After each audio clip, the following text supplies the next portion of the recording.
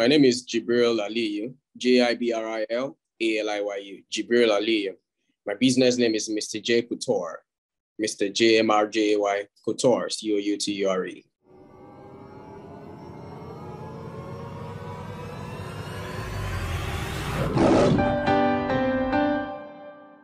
Hey, it's Kellen, and today on Diversified Game, you guys are in for a treat because you know the fashion game has to be unique and on point. I have online himself, Mr. J Couture. You see his name there, but he didn't put his title as, chief of fashion. So he's going to give the game on how he started J Couture. Jabril, welcome to the show. How are you doing, my bro? Thank you very much. I'm fine. I'm very fine. How about you? Blessed by the best. And I really just want to get into your story, because you're a young man. So I want to know, when did you start this? Why did you start this? And really, how long did it take you to get to this level? Okay. I had my first degree at the Ladoke Akintola University of Technology, Bumosho, Oyo State here in Nigeria. I studied physiology.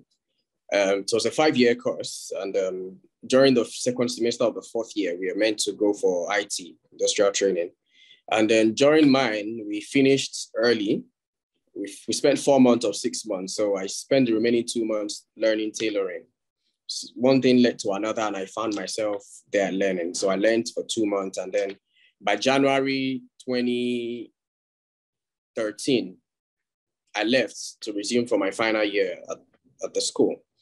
So throughout my final year, awaiting service, the youth service called the service we run here in Nigeria, awaiting service and during service, I kept working, making some, token, getting better, improving myself.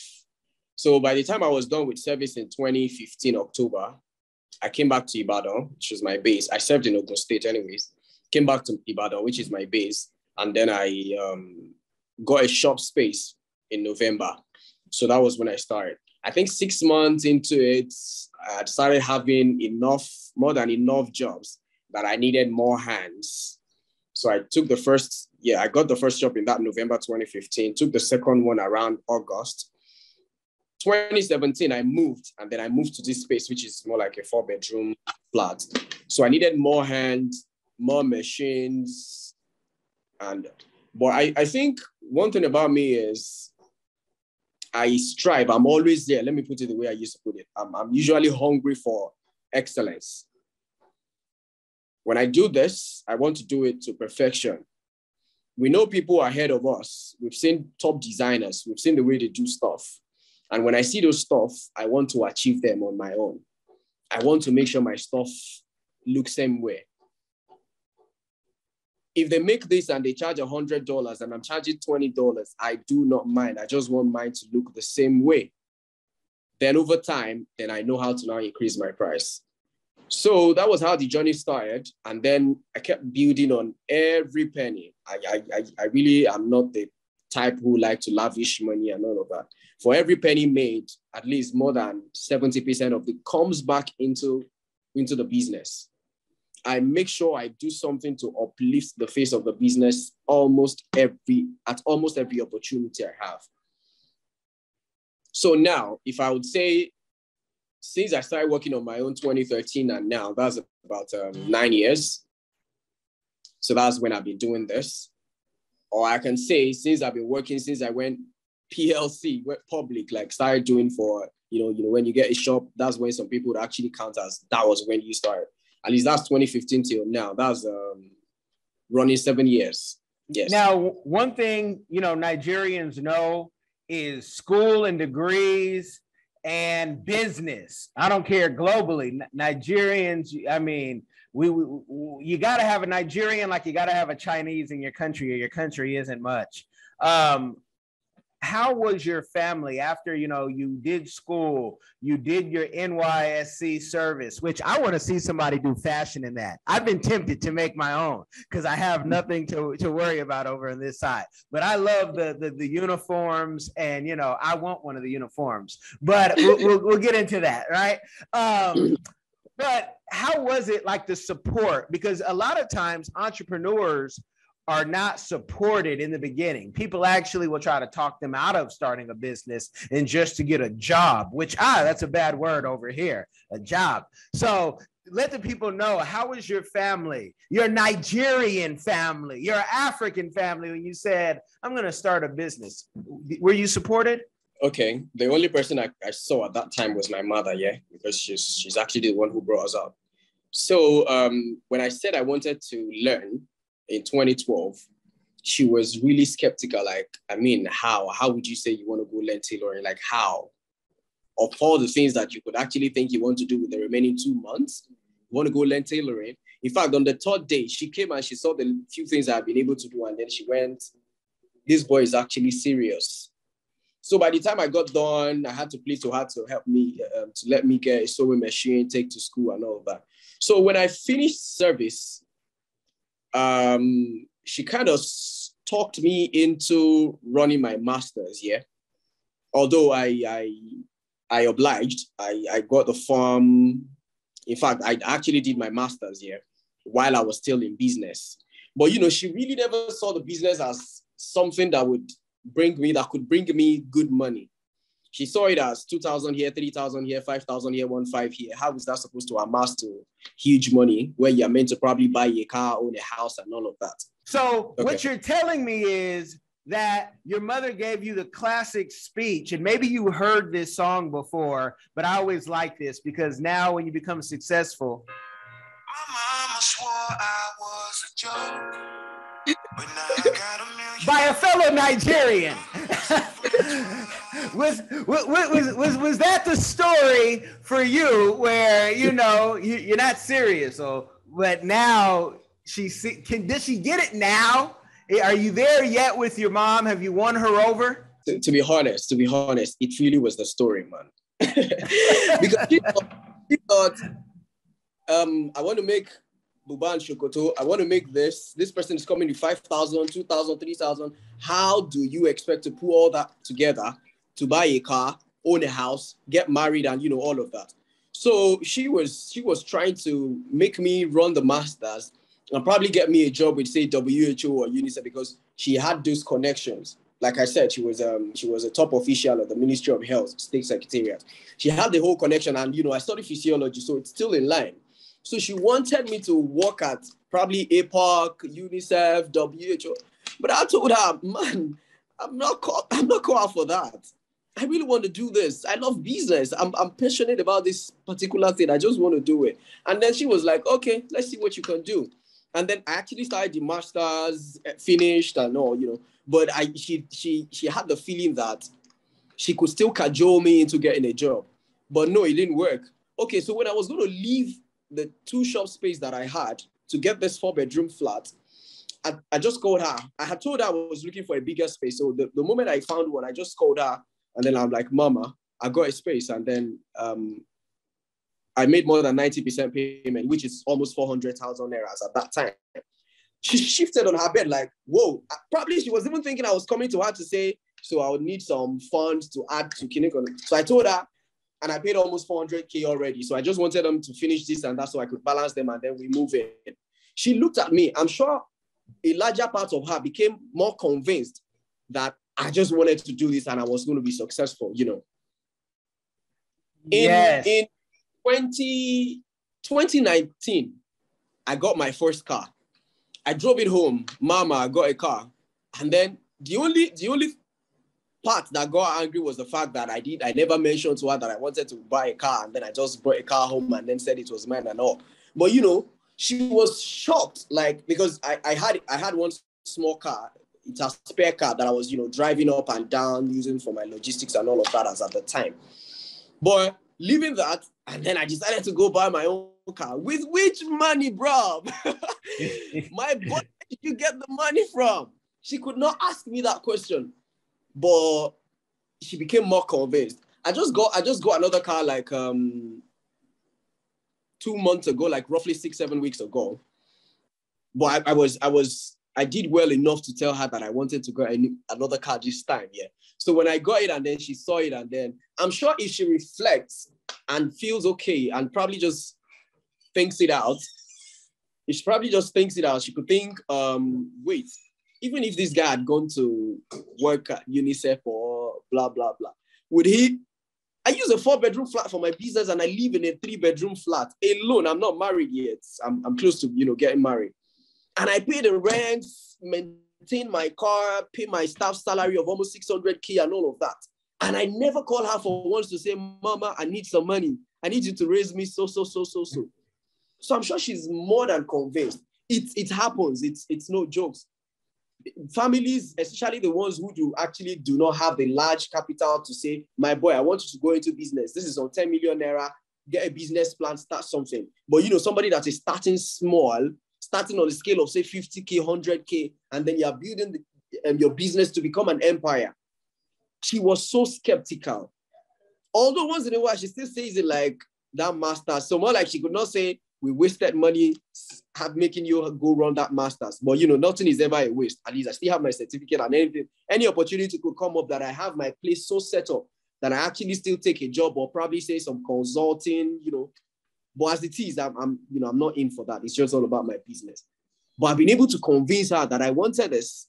I have it and I'm doing really fine. And that's something that everybody can relate to, because he said he didn't have big money. He didn't have to ask his mother for money, but you made it happen. And he also gave you, ladies, he gave you a hint. He said he's not married yet. So I just tagged him on Instagram with a friend of mine, a fellow Nigerian.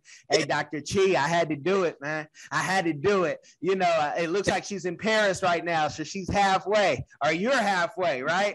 A man who finds a good wife and then she gets to choose you. But yeah, so I had to do that because I wouldn't be me if I didn't do that. I love. But tell the people, when you started, how did you make clothes? How did you find the budget to make clothes? Was it one piece at a time? Or you said, I'm going to do like 10 pieces and then I know they'll sell? Because one thing about your clothing that I really like, you're not trying to make it outside of the budget on the continent. Many fashion designers want to charge what, Louis Vuitton or Balenciaga, and they think that's doing something, but you're not going to get, everyone has their lane. I'll just leave it at that. But how did you find the money? And then how did you, price it to where the average person could afford it in Africa and abroad? Okay, thank you. My business, the brand is a bespoke brand. We hardly do ready to wear, although on few occasions I get ginger to want to, produce some quantity and then say you can get in medium, large, blah, blah.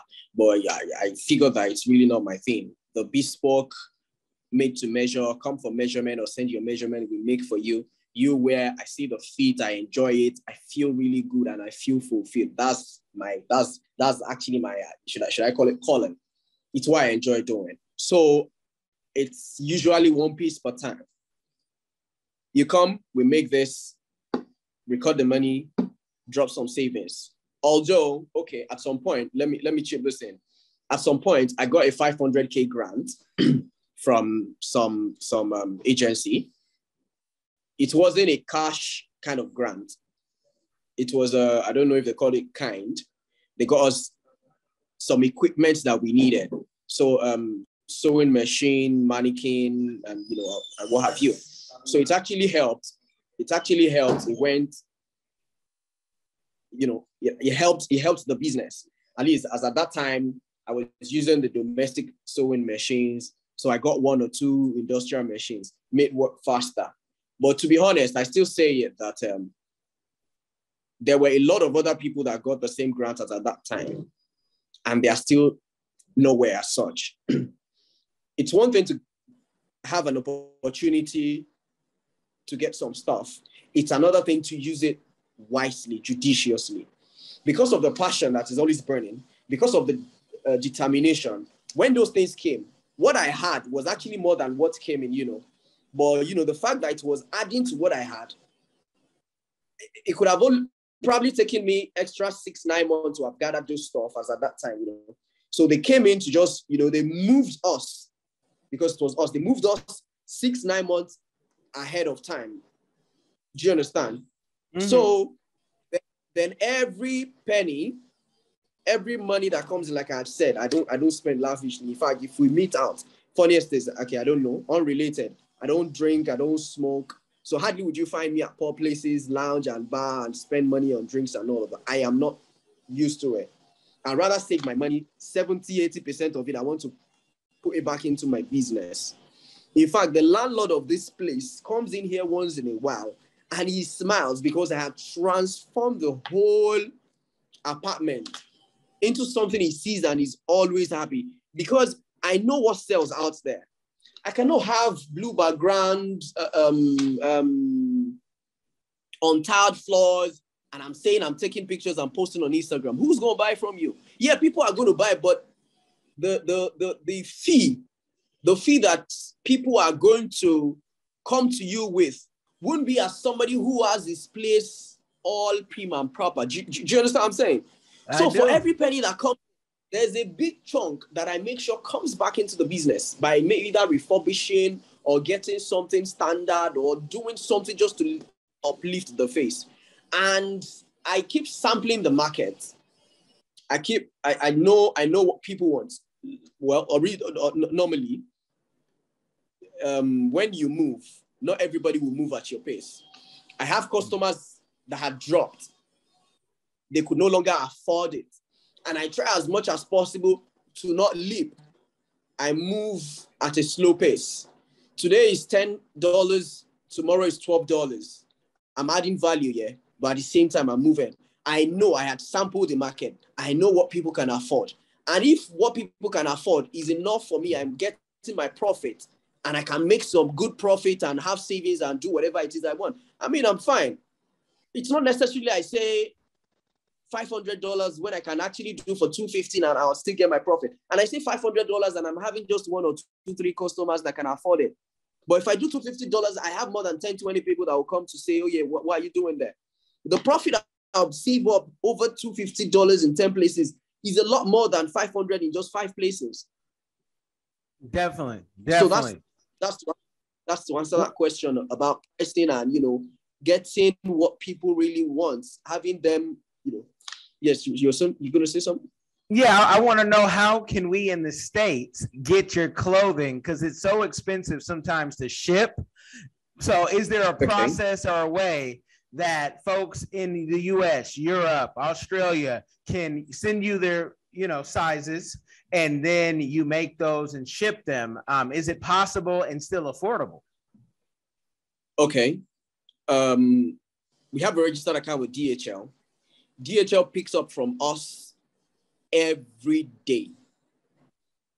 Within Nigeria, outside Nigeria, we send clothes to the UK, to the US. I have like 2 customers in Australia, some parts of Africa, Canada, Ireland, in the Europe.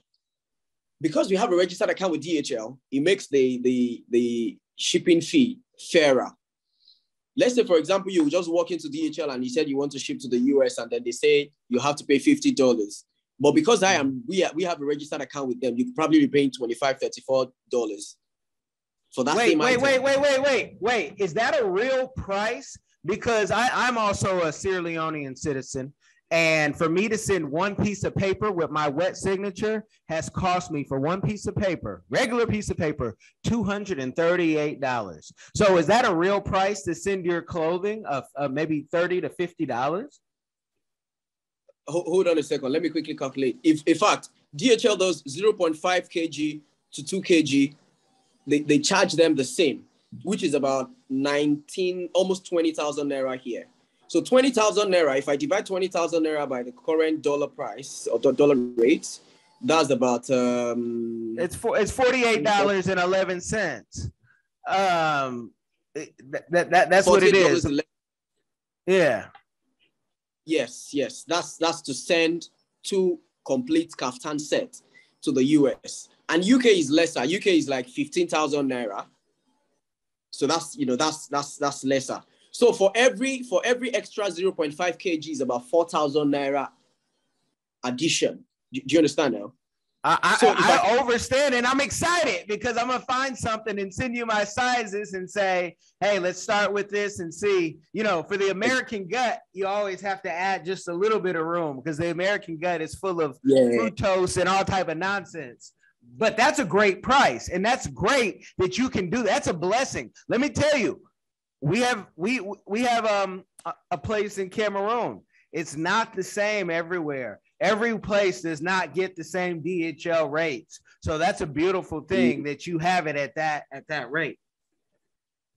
Thank you. And if I want to make for anybody, if I want to make clothes for anybody, for example, because, you know, like I said, it's a bespoke brand. We don't make ready to wear. So most of the time it's usually made to measure. So if you do not have valid measurements, you can send a full picture, your height, and probably, okay, I wear this size of shirt or size of trousers, and then I can always put something together that would fit properly. Or I've had, in fact, I always have it on my diary. I schedule video calls with clients outside the country where they just get a tape measure, and then I guide somebody to take from here to here, and then I record, and then I make, and I hardly ever get any complaints. You know, we have Nigerians outside the country who really still want to wear all of these, our kaftans and agbada and shirt and suit and what have you. So I have different modes. And the easiest one is, once you can send a full picture, you can tell me what size of shirt or size of trousers you wear, tell me your height, I have something for you. So that's how easy I've made it for my customers, really. The price is right. The clothing is tight. How long will it take?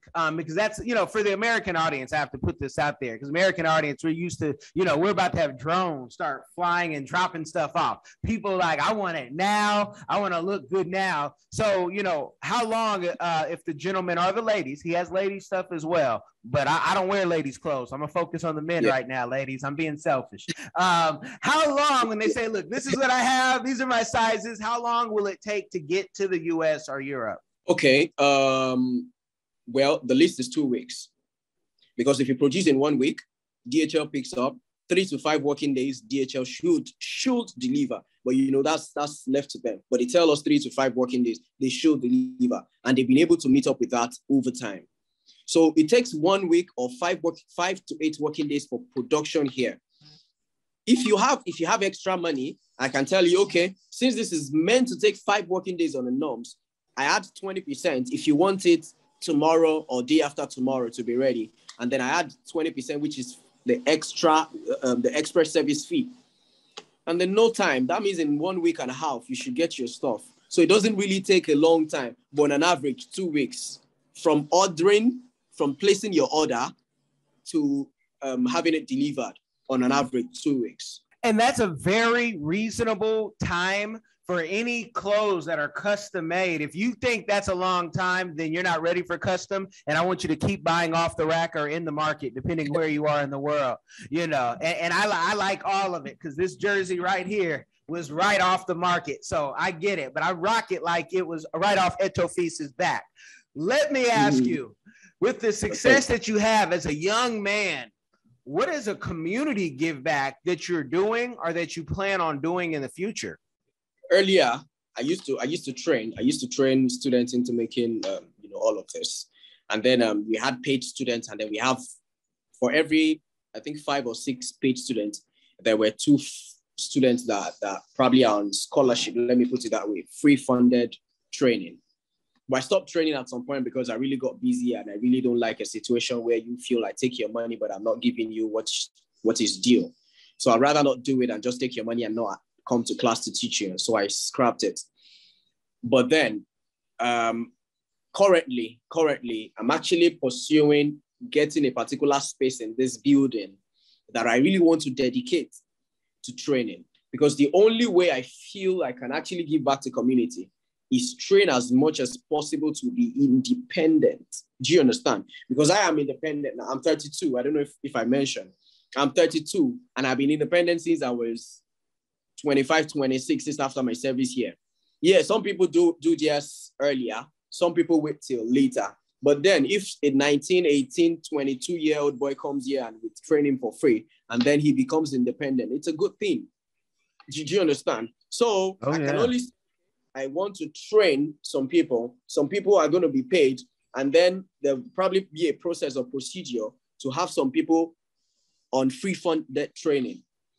So that seems the only thing I've been thinking of right now. I really don't know about any other thing for now. Maybe in the future, I want to do something for my community, probably, or maybe a community that lacks so. I want to go do something there. A community that lacks so I really want to go do something there. But for now, the only way that I have in my head that I'm pursuing is have free funded training for some percentage of students. I love that. And let me say, this is for the audience. You have to be a little older to understand this. But for the 40 and up, when he says I'm 32, like that's something. Still small P King. You know, he still has a lot to go through. So it's a beautiful thing that you're able to be independent and that you're thinking about what you want to do to give back. Because after you make a certain amount of money, I mean, not everybody can be hush puppy where it's only them looking good, right? Many people would say, hey, my father's going to retire. Hush Puppy's father, I heard, wasn't retired, y'all. He was working. That's an abomination. You know, you're supposed to hook up everybody, and then when you pay that bride price and that family understands, you know, you're here. So I love it. I love it. This next question is for the picky people like me who always want to push the envelope, but at the same time, when they're rocking their African wear, they're making a statement saying, I don't wear your suits. I wear African style suits. Can people come to you and say, you know what? They kind of create their own thing or say, look, I want you to create me a suit I can wear to a cocktail party, all black, and I want to look like the president of Sierra Leone, you know, His Excellency. I'm biased, y'all, so I gotta do that. But his suits are a little different. So is it possible for people to kind of order and say, hey, I like that, but could you make it more like this? Or are you just doing certain designs right now? It's just simple. Consider it done. Like I said, it's book. Come to us. This is what I want. I want it this way. I want it that way. Put a touch of this, put a touch of that. And I tell you, if it isn't something I really feel from my professional angle now, I could just advise, okay, why don't you let us tone it down with this or blah, blah, blah.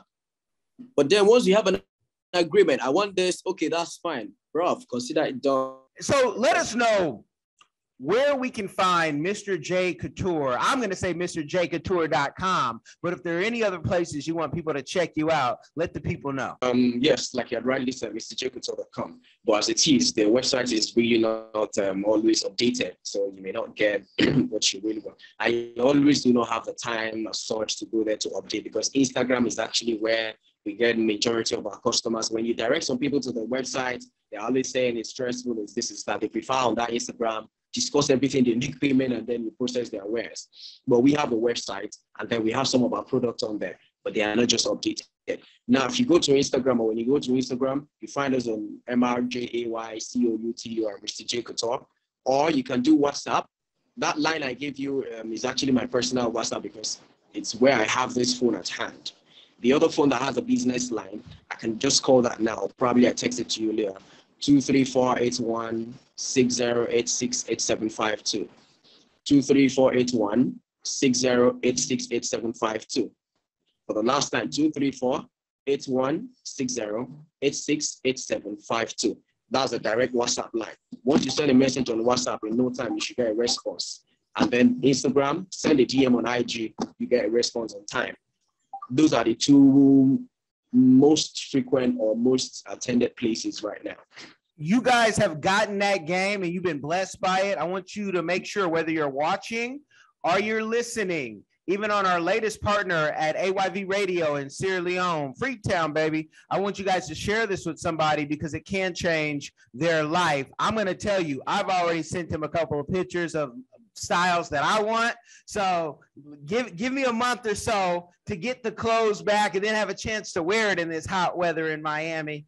And I'll show you Mr. J Couture, because I'm going to let him kind of pick and choose. Yeah. You guys like the game? Thank you, my bro, for coming on. Hi, everyone. Have you ever been curious about visiting Africa? Which African country were you interested in? Kenya, Nigeria, Uganda, South Africa, Ethiopia? Which country are you interested in? My good friend, Kellen Cash Coleman, came up with a course called My First Trip to Africa that'll guide you through this process. It's only $20, and in this course you'll learn about passports, visas, vaccinations that you need before you go there, as well as a budget, how much the trip is going to cost. He also talks about what you should pack, what you should take with you, how you should travel on a budget. Did you know that $100 is worth 1,000 South African rand and over 10,000 Kenyan shillings? So imagine what you can do with $100 back home. I say back home because I'm from Sudan, I'm African, I already know how it's like. I know that, you know, when you convert Canadian and American money, it goes a long way when you're traveling across Africa. So if you're curious, if Africa is a place that you've always wanted to go, always wanted to move there, Kellen Cash is the person to ask. Check out the course. There's a little preview you can listen to before you actually purchase it. If you're interested in this course, visit www.diversifiedgame.com. Don't miss out.